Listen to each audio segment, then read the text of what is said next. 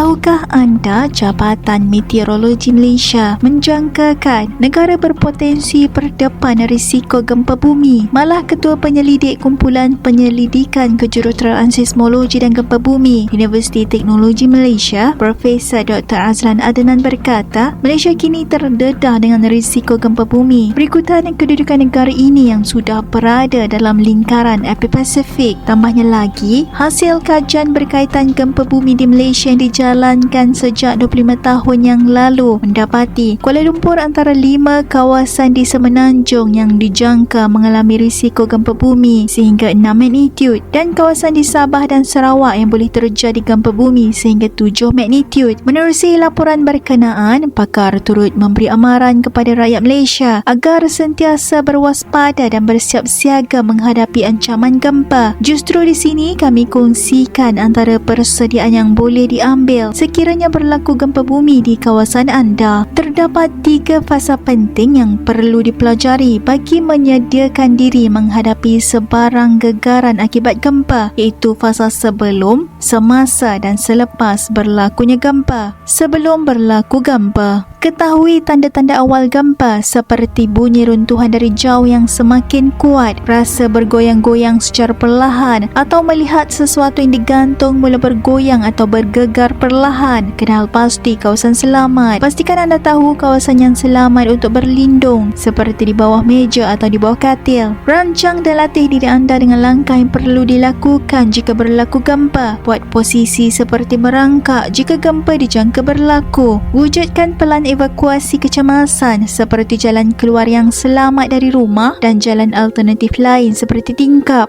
Sediakan kit bekalan kecemasan yang mengandungi kit pertolongan cemas, makanan dan minuman yang boleh bertahan sehingga 3 hari semasa berlaku gempa. Apabila bencana ini berlaku, ikuti langkah-langkah penting seperti berikut. Buat posisi seperti merangkak dan duduk di bawah katil, meja atau mana-mana perabot kuat yang anda boleh berlindung di bawahnya. Lindungi leher dan kepala anda dengan tangan atau bantal. Kekal berada di posisi anda berlindung sehinggalah gegaran benar-benar terhenti. Jika anda berada di dalam rumah, kekal berada di dalam rumah kerana ia lebih selamat. Jauhkan diri anda daripada tingkap, pintu dan juga dinding. Sekiranya terperangkap, tarik perhatian orang lain untuk menyelamatkan anda dengan mengetuk sesuatu. Jika anda sedang berada dalam kenderaan bergerak, pandu kenderaan ke tempat yang lebih selamat dan kekal berada di dalam kenderaan anda. Selepas berlaku gempa. Selepas gempa bumi berlaku, anda harus menjangkakan gegaran kecil lain yang mungkin terjadi dalam tempoh beberapa minit, hari, minggu atau bulan selepas kejadian tersebut. Tarik perhatian anggota penyelamat dengan mengetuk sesuatu seperti bahan logam, paip atau benda-benda lain yang boleh mengeluarkan bunyi. Lindungi mata,